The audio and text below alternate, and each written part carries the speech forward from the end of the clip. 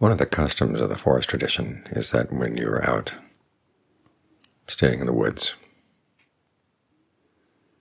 when the time comes to pitch your tent or to hang your tent from a cord stretched between two trees, you check the ground first. Look all around, make sure there are no ant nests, no rocks that are going to be uncomfortable. Smooth things out. It's a place where you're going to meditate. It's a place where you're going to lie down and sleep.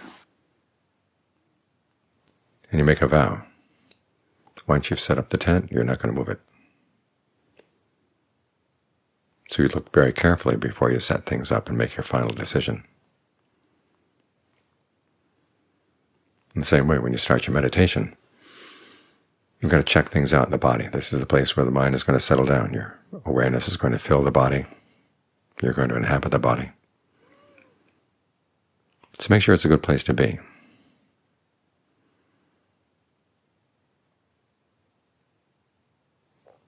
Breathe through the different parts of the body. Get to know them well. Clear out any problems you might have. Tension here, tension there. If you know you have a tendency to block certain areas of the body, do what you can to unblock them. Take some time to do this. Do it well. Now sometimes it's like camping in a difficult spot. You find yourself in a rocky place or a narrow ledge on a mountain. There's not much space to be choosy about where you're going to sit, where you're going to lie down, where you're going to pitch your tent. So you do your best, and then make do. So there will be times when there are pains in the body. You can't do much about them, but you learn how to work around them. But if you do have the choice, do your best, because you want the mind to be able to settle in and not have to suddenly discover that there's a rock right under your foot, or a tree root someplace sticking into your chest.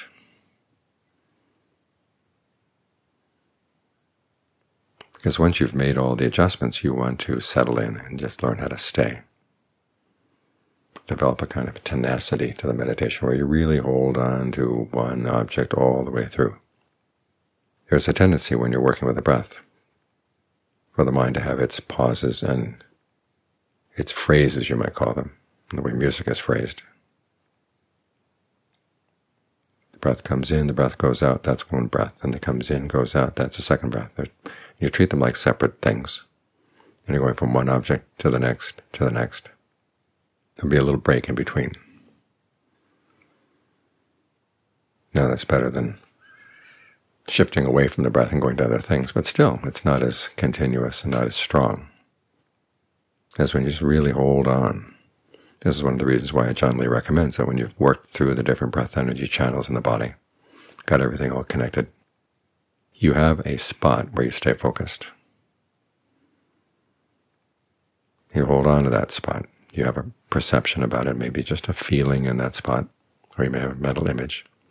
You hold on to that, and you resist the temptation to drop it in between the breaths, so that the out-breath goes into the in-breath, and the in-breath goes into the out-breath, and it's all one element.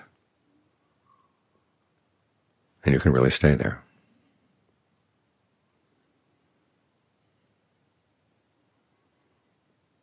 So prepare yourself for a place that you can sit down and stay for a long period of time with as much ease as you can manage.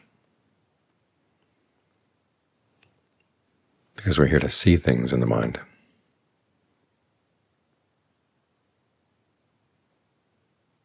And the best way to see subtle things in the mind is to be as still as possible, so that the slightest disturbance, the slightest movement will be clear. You can make another comparison. It's like listening to a piece of music far away. You have to make yourself very, very quiet, so the sound of your body doesn't get in the way of the sound of the music. The sound of your thoughts doesn't get in the way of the sound of the music. You want everything to be as quiet as possible, so you can hear those subtleties.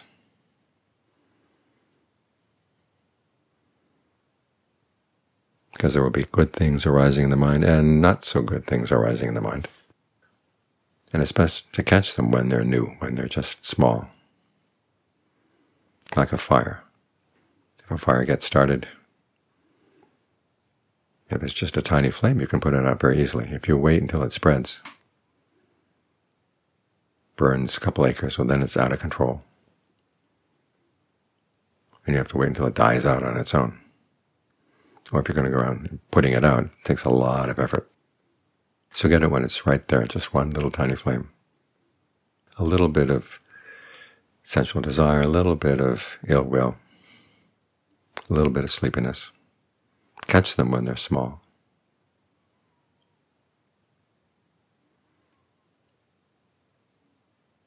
And as for the good things that arise, we've all read the different stages of jhana that you can go through.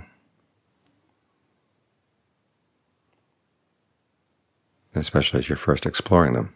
It's not the case that you will clearly go from one and then into the next with a clean break. What happens, say, with the directed thought and evaluation is that you'll think about the breath, and you evaluate it for a bit, and then you watch, then you make a few adjustments, and then you watch. And there's just the watching.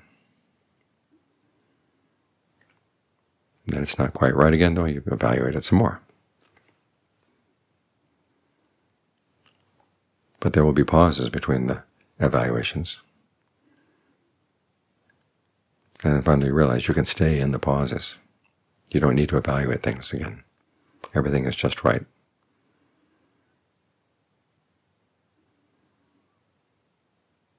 The same as when you go from the second to the third jhana.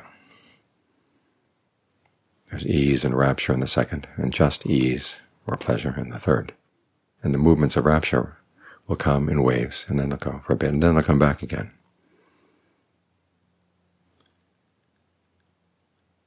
And then after a while you begin to realize it's actually more pleasant when the waves have gone. You're not riding them. So you focus in on that level of energy that's free of the waves of rapture.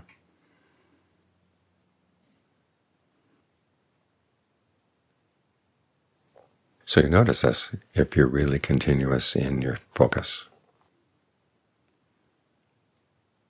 And you begin to see, even with a continuous focus, there will occasionally be a little bit of evaluation around it to make sure it's going okay. And it's that little bit of evaluation that will notice the little things. Other times you turn that off and you're just there with the focus, drilling into that spot with the sense of the whole body. You don't want to use that. You don't want to lose that whole body sense.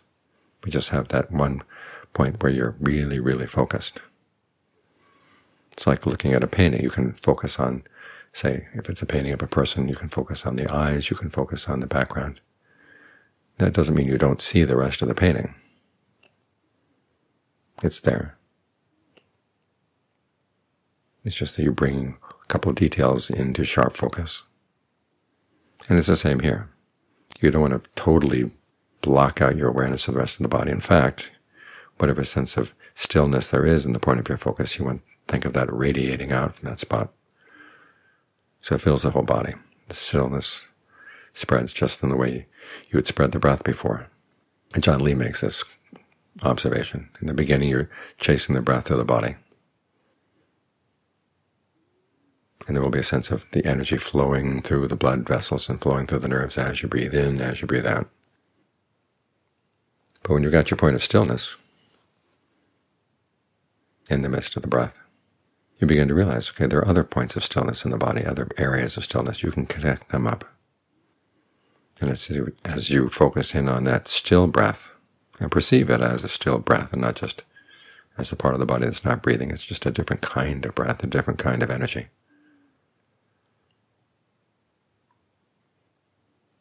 Your foundation gets really large, but there's still that sense of tenacity in your main point of focus, in your ability to stick with this one sensation through time. As the breath goes in, as the breath goes out, you're still here with this stillness.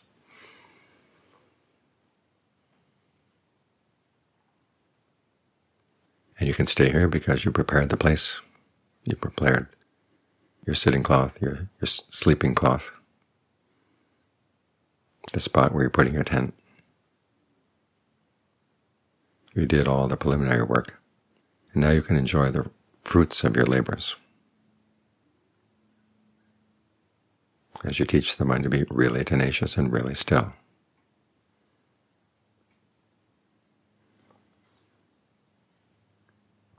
And then you can learn how to adjust the quality of your focus so it's just right. You're not putting too much pressure on any part of the body at all. Even your main focal point, you have to learn what's the right amount of pressure to stay, but not interfere with any of the flow of the breath.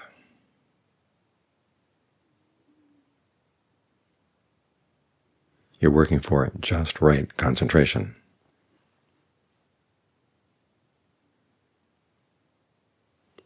Beginning with the beginning steps, choosing your spot, cleaning things out, getting rid of any disturbances, going all the way through.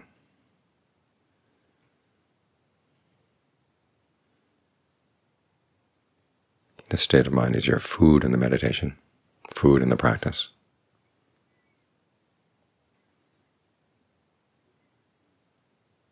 When the mind is well fed like this, then it's willing to start understanding itself, stop hiding things from itself.